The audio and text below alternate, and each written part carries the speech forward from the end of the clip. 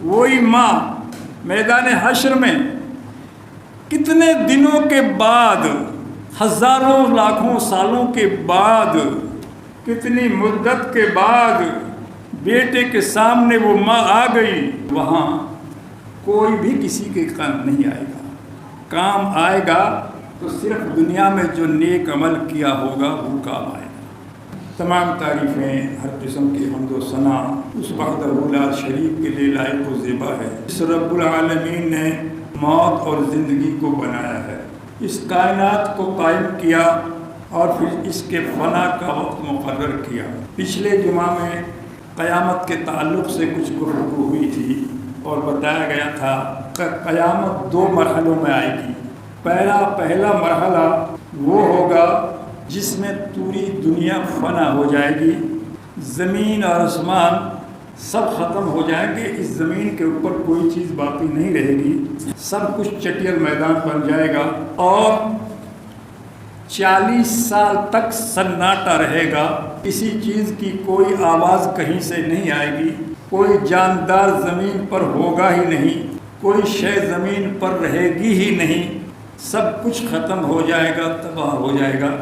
اور اس کے بعد پھر دوسرا سور پھونکا جائے گا جس سے جتنے بھی دادا آدم علیہ السلام سے لے کر آخری بندے تک دنیا میں جنم لینے والے مخلوقات ہیں وہ سارے کے سارے زندہ ہو جائیں گے، وہ سب اپنی قبروں سے اٹھ کھڑے ہوں گے۔ سب سے پہلے اس دنیا میں جو اپنی قبر سے نمودار ہوں گے وہ ہمارے نبی حضرت محمد مصطفیٰ صلی اللہ علیہ وسلم ہوں گے۔ سب سے پہلے ہمارا نبی کی قبر پھٹے گی، وہ شق ہوگی اور ہمارے نبی اس قبر سے نمودار ہوں گے، اور اس کے بعد دھیرے دھیرے پوری کائنات کے لوگ اپنی اپنی قبروں سے اٹھائے جائیں گے۔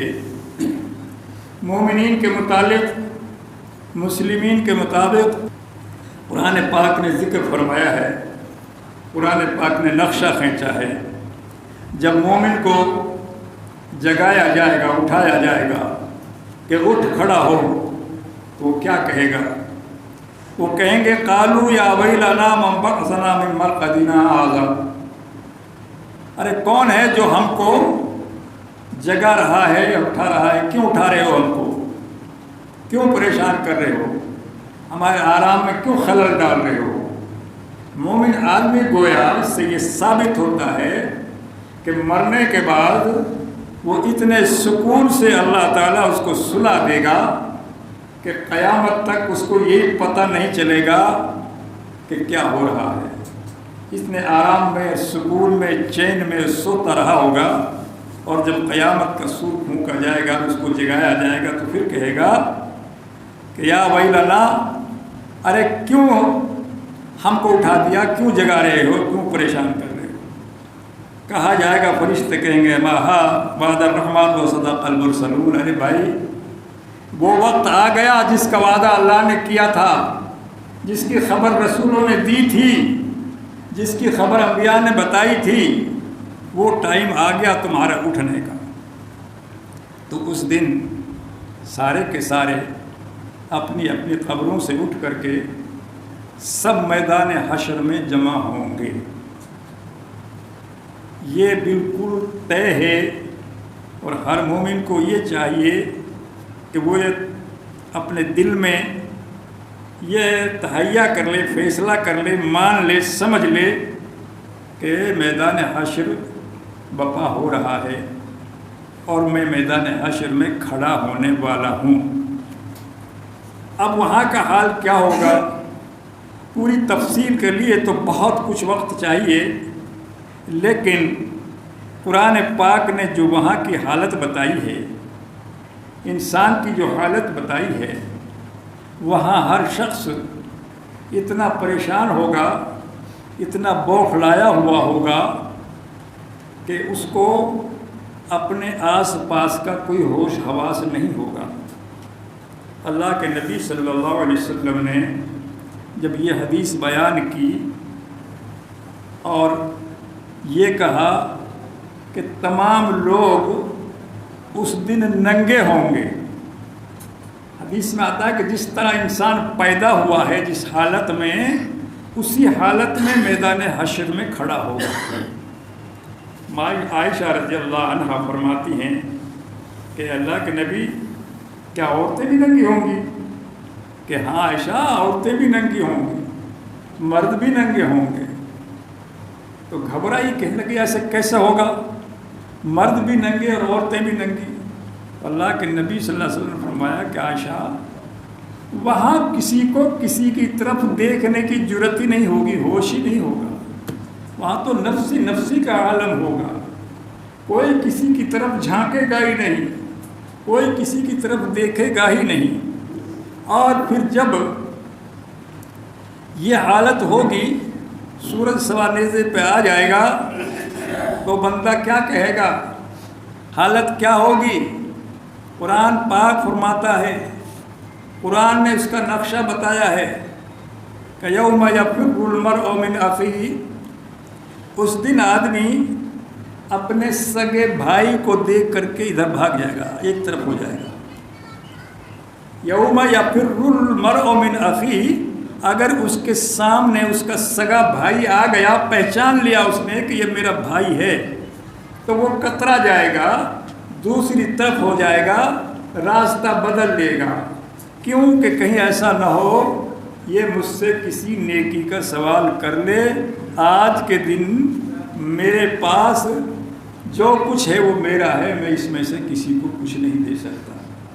اور پھر بھائی کا ہی معاملہ نہیں ہے، قرآن فرماتا ہے یوم یفر المرء من اخیہ و امہ و ابی، ماں بھی اگر سامنے آ گئی، باپ بھی اگر سامنے آ گیا، ان سے بھی کترا جائے گا، ماں سے بھی دوسری طرف ہو جائے گا۔ آج کسی کی ماں مر جائے روتے ہیں، چلاتے ہیں، میری ماں مر گئی، میری ماں فوت ہو گئی، بڑے جو ہے آنسو بہاتے ہیں، بڑا دکھ ہوتا ہے، بڑا افسوس ہوتا ہے۔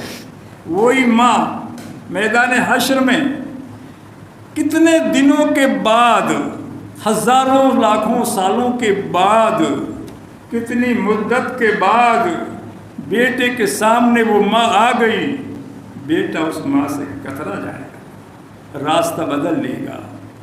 باپ کے ساتھ بھی یہی سلوک ہوگا، باپ بھی اگر سامنے آ گیا، باپ سے بھی بیٹا کترا کے نکلے گا۔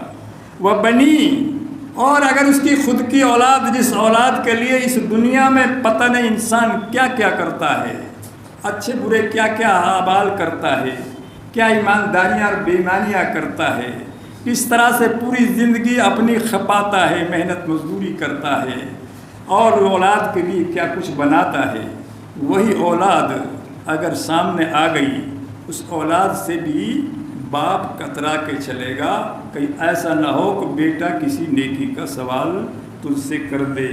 اور وصاحبتہ، اپنی بیوی سے بھی یہی حال ہوگا، اس کی وہ محبوب بیوی جس کے لیے وہ جان دیتا تھا، جس کے لیے پوری زندگی اس نے اس کے لاڈ لڑائے تھے، وہ بیوی بھی وہاں سامنے آ گئی، تو بیوی سے بھی وہ کترا جائے گا۔ یہ حالات ہوں گے میدان حشر میں۔ اور وَمَنْ فِي الْأَرْضِ جَمِيعًا، یہاں تک کہ دنیا کی تختے پہ، زمین کے تختے پہ اس کا کوئی کتنا ہی پیارا، کتنا ہی محبت والا، کتنا ہی دوست، کتنا ہی بڑا یار، کتنا ہی بڑا رشتہ دار کوئی بھی ہوگا، تو وہ سب سے کترا کے چلے گا اور اپنے آپ کو بچا کے چلے گا۔ یہ تو حالات ہوں گے میدان حشر میں انسان کے۔ آگے اللہ تبارک و تعالیٰ نے ایک اور آیت میں فرمایا ہے کہ اس دن اگر بندے کی کچھ نیکیاں کم پڑ گئی اور بدی برائی کا پلہ ذرا سا بھی نیچے چلا گیا، تو وہ چاہے گا کہ اللہ تعالیٰ اس کے بدلے میں میری دنیا کی تمام جائیداد، جو کچھ میں نے کمایا ہے، میرے بیٹا بیٹی، میری اولاد، میرے ماں باپ، میری بیوی، ان سب کو اس کے بدلے میں لے لے، لیکن مجھے اتنی نیکی عطا کر دے جس سے میرا پلڑا بھاری ہو جائے۔ لیکن وہاں جو ہے کوئی کسی کے کام نہیں آئے گا۔ وہ ایسا مقام ہے، وہ ایسی جگہ ہے کہ وہاں کوئی بھی کسی کے کام نہیں آئے گا۔ کام آئے گا تو صرف دنیا میں جو نیک عمل کیا ہوگا وہ کام آئے گا۔